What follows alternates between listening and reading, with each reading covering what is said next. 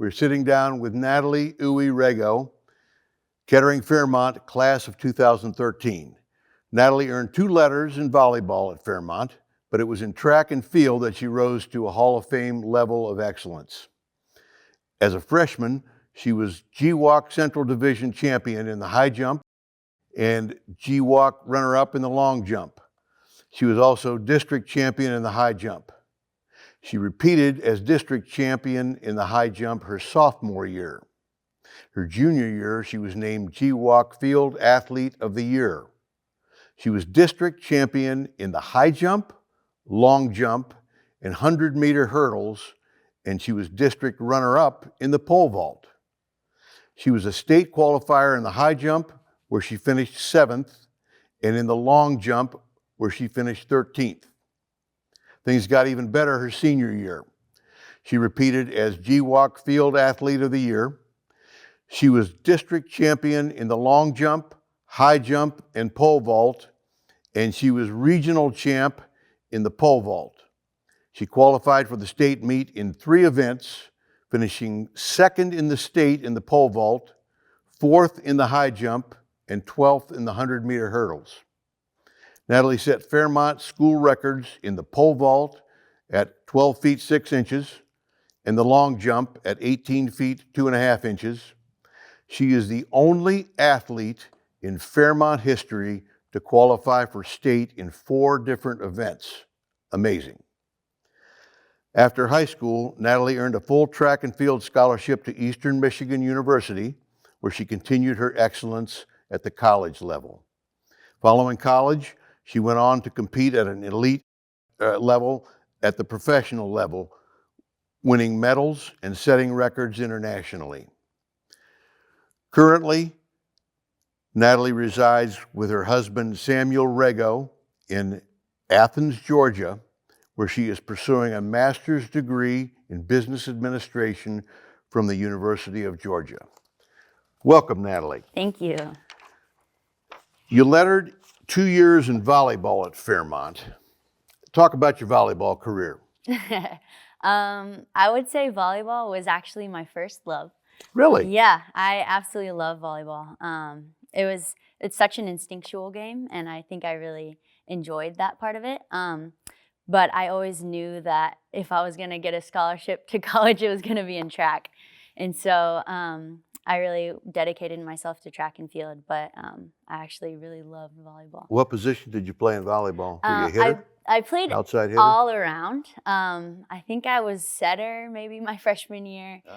And then, I even forget the positions. The defensive person in the back. Uh-huh. And then I was outside hitter at some points and just kind of went around. Wow. So.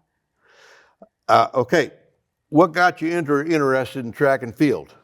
Yeah, so I actually, this is a funny story. I was playing basketball with my fellow Hall of Fame inductee, Chelsea Welch. I was playing with her back in the day, back in 4th grade.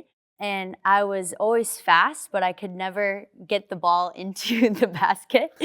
And so kind of important. That was a little important. So there was one particular time when I stole the ball. It was just me on the basketball court on the other side. And I ran so fast, but I missed it. And one of the parents turned to my mom and was like, "You should put that girl in track." And, ever since then, I've just been doing track. That was the start of it. Yeah, that was the start of it. Wow. And so, Yep. You excelled in both running and field events, and in fact went to state in 4 different events, as we mentioned. How were you able to manage your time in practice so that you devoted sufficient time to each event? It was difficult. I remember just doing homework as in many places as possible. If we were going to practice, just doing homework in the car, late nights and early mornings. I remember high school just being a lot of not pressure, but I just remember balancing a lot of things on my plate. But just, time management and prioritizing what I needed to prioritize.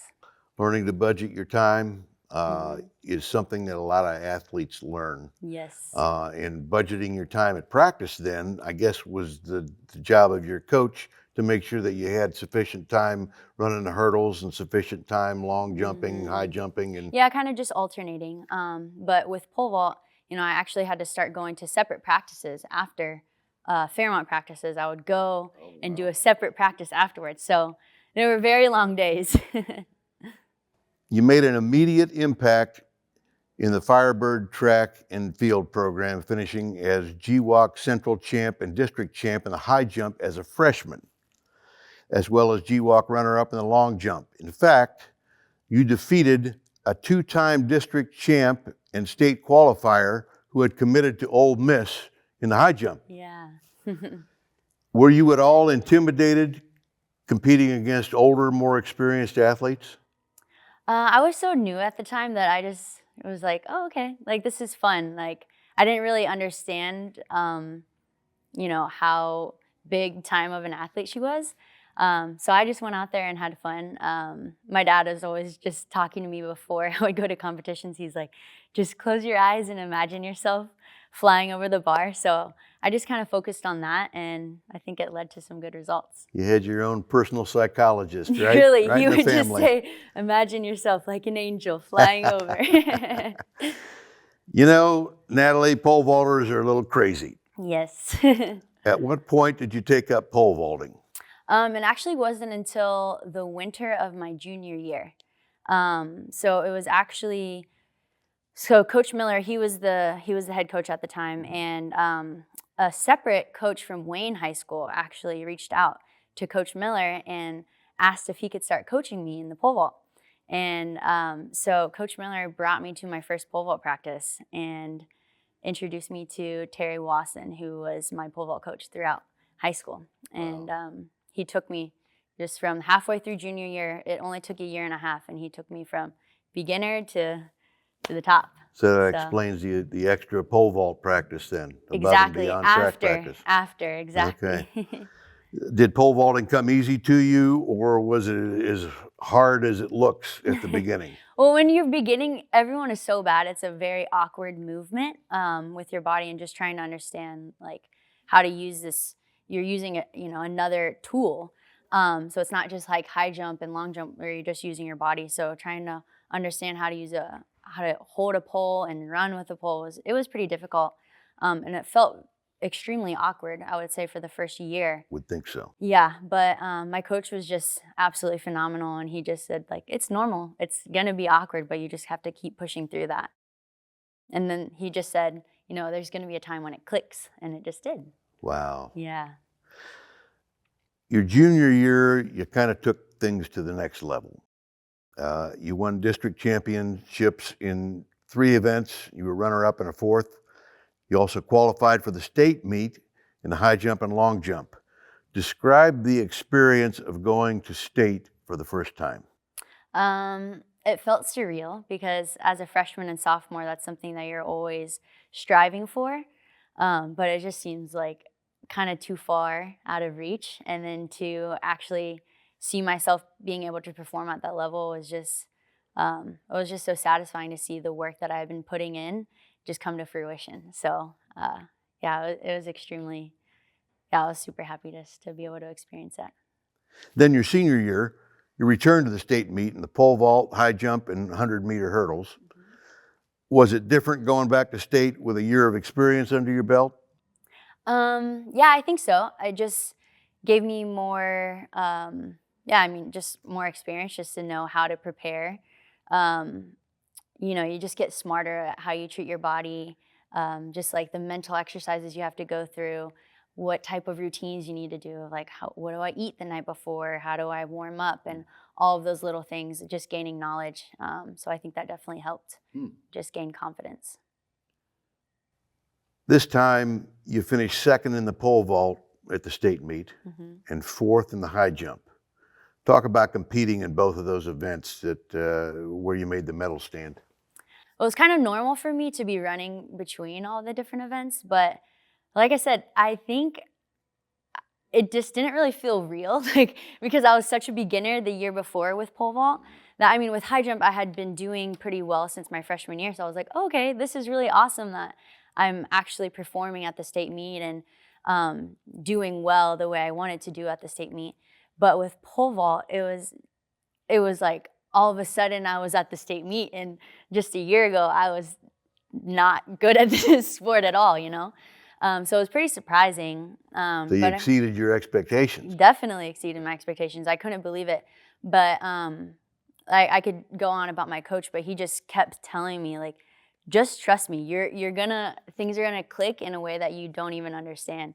So I was like, okay, I'll just keep trying. And sure enough, they just were all at the right time. He is just a genius of a coach, and just my training, everything worked out at the state meet. Wow. So Did you describe the battle between you and the kid that won the championship in the pole vault? I mean, she was a very experienced vaulter. She had, I think, been at state or won state multiple times. And so, like I said, it was just all so new to me. I was just like all of a sudden competing with some of the best girls in the state. And so I've always just been like, it's me against the bar. It's me against my own self. Like, I'm with track and field, it's not like you're going against a person, you know? So it's always just me and myself. And so I just tried to focus on what I could control, and yeah, turned out pretty well. Who were some of the people who influenced you the most during your high school athletic career? So I remember there were 2 Olympians that would train around Fairmont High School. Lynn Smith, he was a father of one of the kids that I grew up with, going from Orchard Park to Van Buren here. He trained Shantae McMillan, and I'm forgetting her name right now, but she was another Olympian that would just train right here. And I was like, how are these Olympians, Hailey's Fountain, that's who it was, Hailey's Fountain. She went to the Olympics, I think medaled in the heptathlon, and then Shantae McMillan also medaled or went to the Olympics in the heptathlon as well. So just getting exposed to that type of elite level athlete at that young of age, and just seeing that they were real people. I got to have some really cool interactions with them, and actually got to train with them a few times. And it made it seem like, oh, this is like, it's in reach. Like, these people are just normal girls, you know, that have worked really hard and developed their talent. So I think those girls were really influential. Yeah. After graduating, you went on to compete at the college level at Eastern Michigan. Talk about the difference between competing in high school and competing in college, aside from the obvious difference in talent that you're competing against. Yeah, I mean, the difference in talent it's like everyone's the best of the best when you're in college. So that was a big shock, just to be like, oh, I'm used to winning a lot of things, and now it's really difficult to win things. But just the pressure, I think, is a lot different, because in high school, you know, you're just kind of doing it for fun. This is something like, oh, I'm kind of good at this. But then in college, you have a scholarship riding on your back, and you know, your coach is responsible for making sure that you know, perform at the conference championships, at the regional level, and all of these things. And feeling that pressure was pretty difficult. But for me, it was even more difficult because I got recruited to compete in the heptathlon. I was going to ask you if you did that. Yeah, so I did the heptathlon and pole vault. And that was a really big transition because in high school, you know, my events were high jump, long jump, hurdles, and pole vault. Yeah. I didn't start pole vault until my junior year. Right. And when I started pole vault, I was like so happy because I used to have to run the 400-meter dash. And I absolutely hated that race. That's a tough race. Anything past 100 meters, like, I'm out. It's not for me. And so in college, I all of a sudden was training for the 800 meters, which was even worse. Another tough Which is race. even worse. I'm just not built for endurance. In fact, I almost quit track and field in 7th grade because I was put in the 800 and then the 4x800. And I was like, this is a horrible sport. I hate this sport. Yeah. So all that to say, in college, I was training for the heptathlon and pole vault. So I was not just doing 4 events, I was training 8 events a week. Wow. So balancing all that for the first time, being away from home, and then having 2-a-days, you know, different coach, different place all around. It was a really big transition. So it was definitely some growing pains. I'll bet. Any advice from a Hall of Famer to young athletes coming up through the ranks at Fairmont? I would say, I think keeping, like, playing volleyball as well as doing track, just kept me well-rounded, because if you're just if I was just doing pole vault, it's like so much pressure. And doing a different sport and just having fun, especially in high school, if you're not having fun, then it's just gonna get harder as you go through college. So just enjoy it, just have fun with it, but work hard. It's just a delicate balance. You have to work hard, but also enjoy it, because if you're not enjoying it, there's no point of doing it. That's a great answer and Yeah. great advice. I appreciate you coming and sitting down Yes. and having a little chat with me. We have been talking to Natalie Uwe, the Hall of Fame class of 2025 and Kettering Fairmont class of 2013.